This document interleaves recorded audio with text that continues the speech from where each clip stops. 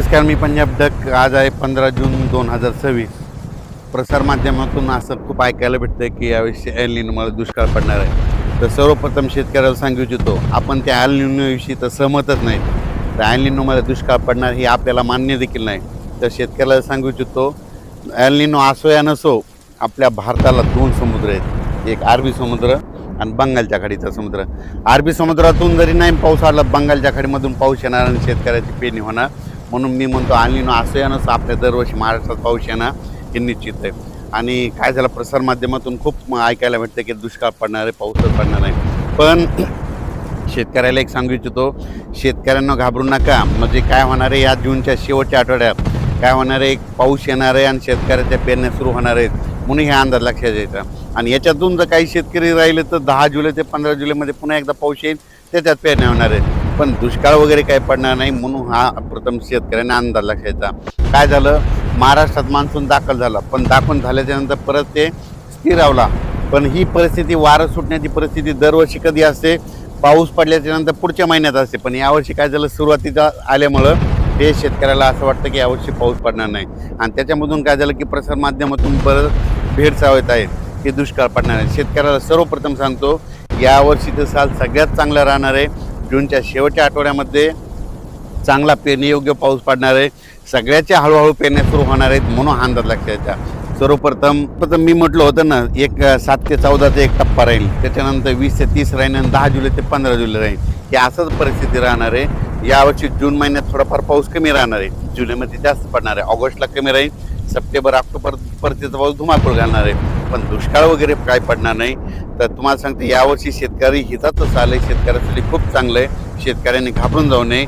आता हे म्हणजे काय होणार, पाऊस कसा येणार आहे, पावसाला सुरुवात काय होणार आहे, 18 जूनच्या नंतर विदर्भाकडून बऱ्याच ठिकाणाहून पूर्व विदर्भाकडून सुरुवात होणार आहे. 18-19च्या दरम्यान पूर्व विदर्भाकडून ते पाऊस मराठवाड्यापर्यंत येईल. पण त्याच्यानंतर काय होईल, 20-21च्या नंतर मराठवाड्याकडे पाऊस आल्याच्यानंतर 21 ते 29च्या दरम्यान मराठवाड्यामध्ये वेगवेगळ्या भागात पाऊस पडेल आणि काही जिथं जास्त ओल होईल त्यांच्या पेरण्या सुरू होतील. विदर्भात देखील काय होईल, 18-19 पासून तिकडे पाऊस सुरुवात होईल. जिथं पाऊस जास्त पडला त्यांच्यात देखील ओल झाली तर त्यांच्या देखील पेरण्या होईल. त्याच्यानंतर हे पाऊस पुन्हा उत्तर महाराष्ट्राकडे जाईल. मग उत्तर महाराष्ट्राकडे काय होईल, म्हणजे विदर्भापासून उत्तर महाराष्ट्र सगळ्यात टोक ते टोक आहे. मग तिकडं काय होईल, 23 जून ते 29 जूनच्या दरम्यान तिकडं देखील पाऊस जाईल आणि त्यांच्या देखील पेरण्या लागतील. पण शेतकऱ्याला आणि पश्चिम महाराष्ट्र, सातारा, सांगली, सोलापूर त्या पट्ट्यामध्ये काय होईल, तिकडं देखील 23 जून ते 29च्या दरम्यान काय होईल, तिकडं देखील पाऊस पडेल आणि तिकडं देखील पेरण्या होती. पण शेतकऱ्याला सांगू इच्छितो की दुष्काळ वगैरे काय पडणार नाही. तुम्ही मनातली भीती बाळगू नका. कारण की बऱ्याच तुम्हाला दररोज मोबाईल उघडलं की तुम्हाला दुष्काळ आणि ते एल निनोच दिसायला. शेतकऱ्यांना हे दरवर्षी काय असतं, हे जे असं वारं आहे ना, कधी कधी पाऊस पडल्याच्या नंतर असं आहे 10 दिवस तितकं वारं येतच असतं. तर तुम्हाला सांगू इच्छितो, 19 तारखेच्या नंतर, 19 जूनच्या नंतर राज्यामध्ये हे उन्हाचा पारा देखील ते कमी होणार आहे. म्हणून हे देखील सर्व शेतकऱ्यांना लक्षात आहे. 20 तारखेपासून उन्हाची तीव्रता कमी होईल, ढगाळ वातावरण यायला सुरुवात होईल. म्हणून हे देखील सर्व शेतकऱ्यांना लक्षात यायचं. पण राज्यात मात्र जूनच्या शेवटच्या आठवड्यात चांगला पेरणीयोग्य पाऊस होईल, वेगवेगळ्या भागात पडेल. पण शेतकऱ्याला वाटतं की सगळीकडे पहिलेच दिवस येणार, सगळीकडे नाही पडणार. काय होणार, दररोज वेगवेगळ्या भागात पाऊस पडेल आणि दाखल होईल. म्हणून हे लक्षात घ्यायचं. मान्सूनचा पाऊस सगळीकडे एकदा जात नसतो, दररोज काय होतं वेगवेगळ्या भागात दाखल होतो. जिथं जास्त ओलं ते शेतकऱ्याच्या पेरण्या होतात. म्हणून ही सर्व शेतकऱ्यांनी लक्षात घ्यायचं. शेतकऱ्याला सांगू इच्छितो की 20 जून ते 30 जून दरम्यान ज्या ज्या भागात पाऊस पडेल, तिथं चांगलं पडेल, तिथं देखील पेरण्या होत्या. आणि दरवर्षी शेतकऱ्यांनी लक्षात घ्या, मी पहिल्यापासून म्हणलो होतो की 2026ला थोडाफार पाऊस कमी होईल, पण परतीचा पाऊस जास्त होणार. म्हणजे काय होतं, दर 2 वर्षानंतर 1 वर्ष पाऊस कमी होणार हे म्हणून लक्षात यायचं. आता हे 2026ला कमी होईल तर 27-28 परत खूप होईल आणि पुन्हा 29ला आज जशी परिस्थिती झाली तशी 29ला देखील परत परिस्थिती होती. म्हणजे 2 वर्ष जास्त पाऊस पडणार, 1 वर्ष कमी होणार, हे असं चक्र चालू राहणार. पण काय झालं की प्रसारमाध्यमातून शेतकऱ्याला त्या एल निनोविषयी खूप भीती घातली. तुम्हाला सांगतो शेतकऱ्यांना, हे पुन्हा नंतर हे सगळे बातम्या बदलणार आहेत. बघा तुम्ही, पाऊस सुरू झाल्यानंतर सगळे बातम्या बदलते. म्हणून माणसानं, माझं म्हणणं आहे, एक तर ठामच राहिलं पाहिजे. एक तर येणार का नाही येणार. मग ते म्हणतात की एल निनो, मला म्हणतात की एक तर म्हणते अतिवृष्टी होणार ना. तर तुम्हाला एल निनो येणार तर एकच कोणतं सांगायचं, एक तर दुष्काळ पडेल का नाही पाऊस पडेल. पण शेतकऱ्यांना सांगतो हे सगळे प्रसारमाध्यमातून शेतकऱ्यांना भीती घालतात। शेतकऱ्यांना घाबरून जाऊ नका, पावसाचं काम करीत असतो। सर्वप्रथम आपला भारत देश आहे, भारत देशाला 2 समुद्र आहेत, अरबी समुद्र आणि बंगालच्या खाडीचा समुद्र।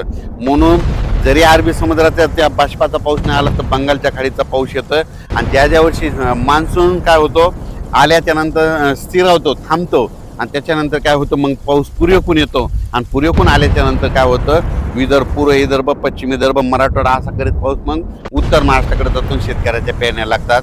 म्हणून हे लक्षात यायचं, एल निनो वगैरे काही नाही, शेतकऱ्याच्या पेरण्या होणार आहे निश्चित।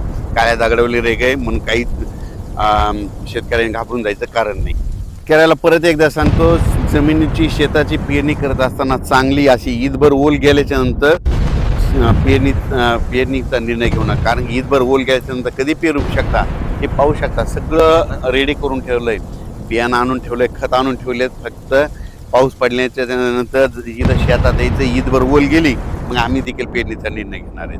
त्या ईदभर ओलीचे एक तुम्हाला वैशिष्ट्य सांगू, ईदभर ओल गेली पेरल्याच्या नंतर काय होतं, जमिनीमध्ये मुळी जाते, तर काय होतं, जरी 15 दिवस जरी पाऊस नाही आला तर ते पीक काय होतं, त्या ईदभर ओलीवर टिकून राहतं। पण शेतकऱ्याने 4 बोट 6 बोट ओलीवर जर पेरणी केली, त्याची मुळी लगेच खाली खंटीला जाते, कोरड्यात जाते, मग ते पीक सुकतंय। म्हणून शेतकऱ्याला सांगतो, चांगली जमिनीमध्ये ओत गेल्याशिवाय शेतकऱ्याने पेरणी करू नये। परत एक सांगतो, दुष्काळाचे संकट कसे असतात, आपला हे महाराष्ट्र आहे, महाराष्ट्रामध्ये कुठं कोणत्याच ठिकाणी पावसाचा एक थेंब देखील पडत नाही, त्यावेळेस अशी चवळ असते। पण तुम्हाला सांगतो, 2-3 दिवसापासून काल देखील इकडे विदर्भामध्ये बुलढाणा इकडे घाटाच्या खाली बऱ्याच ठिकाणी पाऊस पडला, त्या घाटाचे जामोद नदीला देखील काल पूर आला।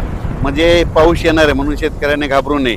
आणि शेतकऱ्याला सांगू इच्छितो, दुष्काळ वगैरे काही पडणार नाही, पेरण्या होणार आहे, फक्त पेरण्या काय होणार आहे, आता हे मान्सून एकदा आल्याच्या नंतर थोडं विस्कळीत झाल्यामुळं टप्प्याटप्प्यानं पेरण्या होतील। जिथं पाऊस पडला ते शेतकरी पेरतील, जिथं कमी ओले त्यांच्या पेरण्या राहतील। पण सगळीकडे काय होईल, 2 टप्प्यामध्ये आणखीन म्हणजे 20 ते 30 मध्ये, 10 जुलै ते 15 जुलैमध्ये पाऊस पडेल आणि त्यांच्यामध्ये देखील त्या पेरण्या होऊन जातील। म्हणून शेतकऱ्यांनी घाबरून जायचं कारण नाही। धन्यवाद।